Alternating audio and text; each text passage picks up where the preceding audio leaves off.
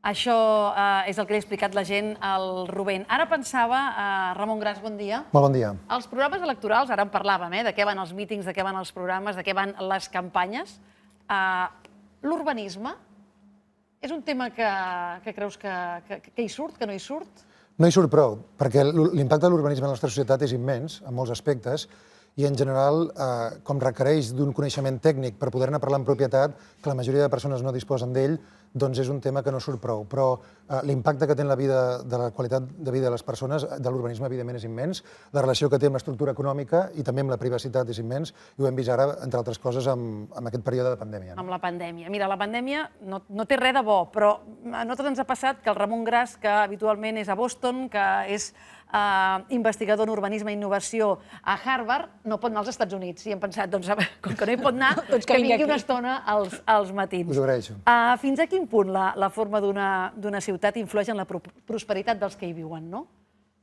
L'impacte del disseny urbanístic en l'estructura econòmica i en la qualitat de la vida de les persones no es pot exagerar. És a dir, amb l'anàlisi dels territoris com a sistemes complexes, que és el que fem al nostre equip, amb altres, el que podem veure és fer una abstracció del territori i modelar matemàticament i també visualment quina és la jerarquia interna de la societat, més enllà del que es veu a primera vista. I el que veiem és que hi ha tres sistemes, que són la xarxa de talent, la xarxa de sectors d'indústria i, finalment, la xarxa de disseny urbanístic, d'enginyeria civil i d'arquitectura, que és el que té l'impacte més fort tant en el desenvolupament econòmic de les societats com també la qualitat de vida i la igualtat de la societat. I la gent on queda en aquests tres sistemes? Perquè al final a les ciutats hi viu gent, no? No, la gent naturalment són els dos primers. És a dir, el centre de l'urbanisme de qualitat, que per ser-ho ha de ser una combinació d'un art amb una ciència, són les persones, i ha d'estar al servei de les persones, i si no ho està, és un urbanisme mediocre com el que sovint es fa.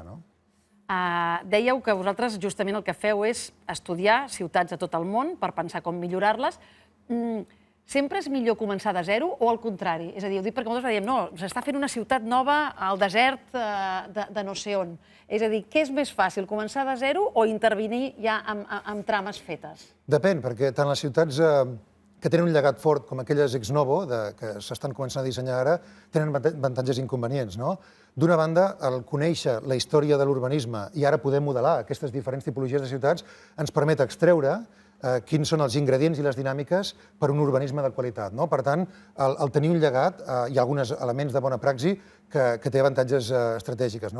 D'altra banda, també un dels problemes que tenen les zones del món que tenen un llegat cultural, un pòsit infraestructural de segles, és que, evidentment, són sistemes més rígids, que és molt més difícil de canviar. Mentre que el que podem fer és, en aquestes noves ciutats o nous districtes, aprendre de les bones praxis, com també dels casos de fracàs o de mala pràctica, per dissenyar-les de nou amb bona qualitat. Però, en general, això requereix no només recursos financers i no només una primera planificació, sinó eines d'anàlisi, de rigor, i en els últims 15 o 20 anys hem vist un progrés exponencial amb el desenvolupament de la intel·ligència artificial, del machine learning, de l'aprenentatge automàtic, de la matemàtica aplicada per poder modelar les ciutats i extreure'm quins són aquests criteris de disseny adequats. Què és una ciutat, això que es diu aquest concepte de la ciutat dels 15 minuts?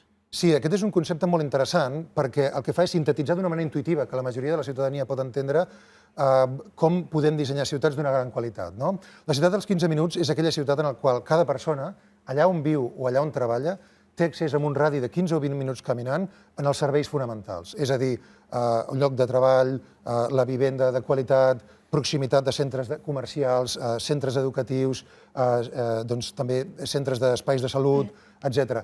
Això, en general, és raríssim. És a dir, la immensa majoria... Anava a dir, quina és aquesta? Sí, no, és molt rar, i la immensa majoria de ciutats no compleixen aquests estàndards de qualitat que ara s'estan proposant, per exemple, amb Carlos Moreno, l'alcaldessa de París, i el que sí que hem vist és que nosaltres hem analitzat territoris sencers amb eines de modelització tridimensional i amb dades sobre la demografia, l'estructura econòmica, l'estructura urbanística i arquitectònica de les ciutats, així com també quins són aquells indicadors de rendiment que podem fer servir per fer proxis o estimacions de l'èxit o fracàs d'una ciutat, i hem vist que hi ha alguns patrons de disseny urbanístic que són millors que altres. Per exemple, ara hem fet un estudi amb 100 ciutats d'arreu del món, als Estats Units, a Europa, a Llatinoamèrica, a l'Àsia, a l'Orient Proper, etc. I el que podem veure és que es poden aglutinar totes aquestes ciutats en 10 grans tipologies. Aquestes 10 grans tipologies corresponen a una trama geogràfica, topològica, de 2 dimensions, morfològica, de 3 dimensions, d'un nivell d'escala, que aquests espais tenen un impacte psicològic i funcional en la manera de viure nostra i també, per tant, en el rendiment de les societats. I podem dir que si hi ha un sistema, per exemple, de ciutat de petit món, com els antics cascs antics europeus de la ciutat de Bruges a Bèlgica o del casc antic de Barcelona o de Tarragona o de Girona, doncs té una estructura que té uns avantatges i uns inconvenients, que és diferent que una ciutat lineal com Turí, per exemple, o Karlsruhe a Alemanya, que és diferent que una ciutat radial o concèntrica com el París de Haussmann o com la ciutat de Milà al nord d'Itàlia, a la Lombardia, que és diferent que una ciutat de retícula com les ciutats industrials dels Estats Units com Chicago, Nova York, Filadèlfia i d'altres, que és diferent que una ciutat jardí o una ciutat fractal com el que el senyor Ildefons Cerdà va proposar per Barcelona. Clar, i aquest diferent no és ni millor ni pitjor. No, sí. Cadascuna d'aquestes tipologies té avantatges i inconvenients que es poden mesurar i que són estructurals i universals. Hem vist que des que el professor Jeffrey West de l'Institut de Santa Fe amb el seu equip es va sortir del laboratori de Los Alamos a Nou Mèxic, que és on es va desenvolupar en el projecte Manhattan la bomba atòmica, aquest grup de recerca ha posat els fonaments d'una ciència de les ciutats que permet comparar amb benchmarks i indicadors quins d'aquests models són millors i quins són pitjors. Per exemple, aquesta gent, en el context de la Guerra Freda, això és molt poc conegut, però és molt interessant per al món occidental en particular, es van inspirar durant la fase final de la Guerra Freda en intentar inspirar-se en models de la naturalesa per criteris de guerra geoestratègica amb la Unió Soviètica i van guanyar de carrer. Aquesta gent als anys 80, quan es va acabar la Guerra Freda, es van sortir de Los Alamos i van crear l'Institut de Santa Fe. I una de les coses que van fer va ser crear un fonament de la ciència de les ciutats. El que Cerdà havia proposat i havia fet un inici teòric i conceptual al segle XIX, hi ha hagut un hiat pràcticament de 150 anys amb idees, però no ben del tot desenvolupades, però l'Institut de Santa Fe i després diferents grups de recerca en múltiples ciutats dels Estats Units han permès establir unes bases científiques sòlides d'una ciència de les ciutats. I Barcelona? Sí, Barcelona, evidentment, és una ciutat que té 3.000 anys, amb múltiples fases, ibèrica, romana, visigòtica, medieval i la ciutat moderna, i per tant té un llegat amb múltiples capes. El que és interessant veure, però, és que aquí vam estar de sort. És a dir, un moment molt difícil per Catalunya i per la ciutat de Barcelona, com era la transició entre el 18 i el 19, per motius polítics, històrics i geoestratègics, Barcelona va poder superar una crisi molt forta de la famosa derrota del 1714 i tal, i la repressió posterior, perquè va tenir un geni, com el senyor Ildefons Cerdà, que es va anticipar 150 anys en aquests senyors Jeffrey West i companyia, i va establir, tenim la sort de tenir a Barcelona el fundador de l'urbanisme modern.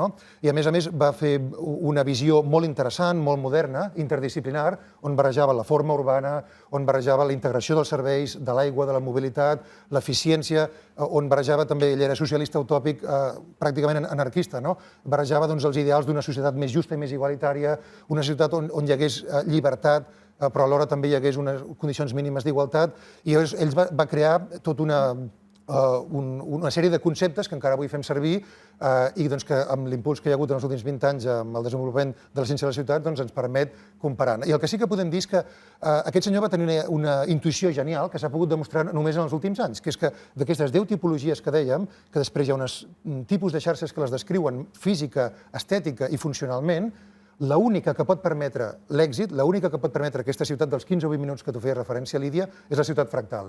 I és la que ell va proposar... Que és aquesta. Exacte, que és la de l'Eixample de Barcelona i de Sant Martí, que és la que ell va proposar per ampliar per 10 la població de Barcelona, i va tenir una intuïció genial. Ell ens va inspirar també en la naturalesa, com el grup de Santa Fe, en els rius, de com els rius, els afluents, acaben convergint i té una harmonia. Doncs ell va dir, si Déu, nostre Senyor, ha posat a la naturalesa una harmonia fractal en els sistemes més eficients, nosaltres, els homes, les persones, hem de també aprendre d'aquestes bones pràctiques i aplicar-lo a l'urbanisme de qualitat. Clar, l'urbanisme també té la responsabilitat de no deixar barris enrere, és a dir, una ciutat que posa tots els esforços en un lloc molt concret, però que deixa barris enrere, en el fons, a la llarga, el perjudici és per tota la ciutat. Certament.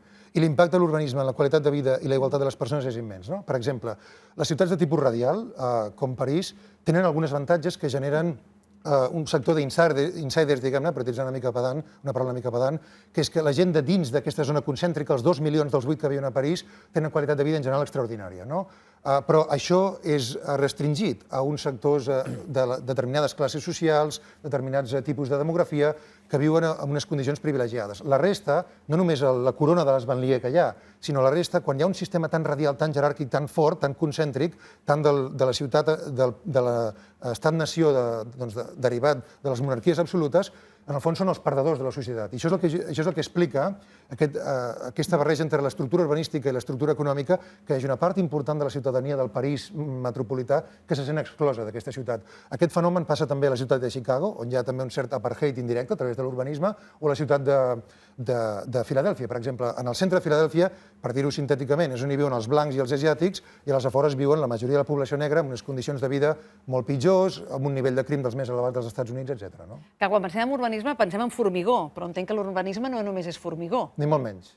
No, l'urbanisme és comprendre quina és la forma de les ciutats, la topologia bidimensional, la morfologia tridimensional, la distribució dels usos, quina és l'escala adequada... Perdona, Ramon, i un urbanisme que no ens hipotequi de per vida, no? És a dir, ho dic perquè he pensat en l'urbanisme tàctic, que és aquest palabro que arran de la pandèmia també s'ha posat de moda, i aquí a Barcelona hi ha hagut moltes intervencions molt polèmiques, algunes, no?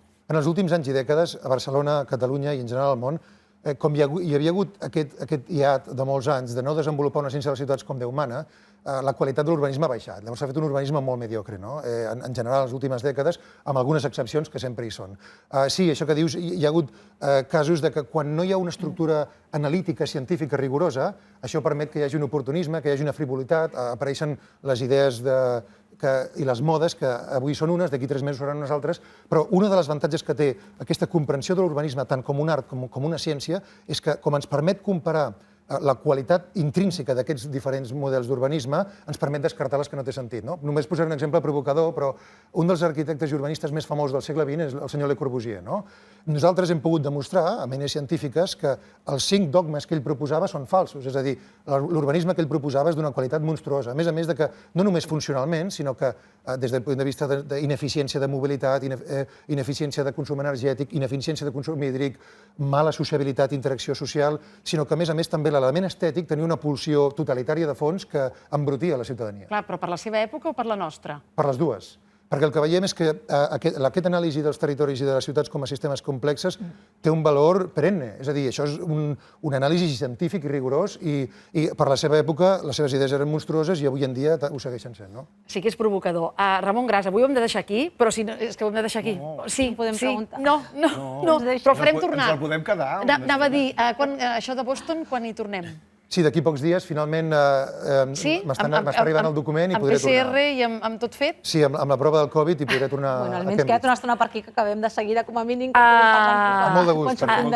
Sí, l'haurem de fer tornar. Ramon Gras, gràcies per acompanyar-nos. Molt agraït. Fem una pausa, és que hi hem d'anar.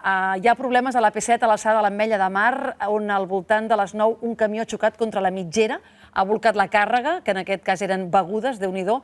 Aquesta via està tallada.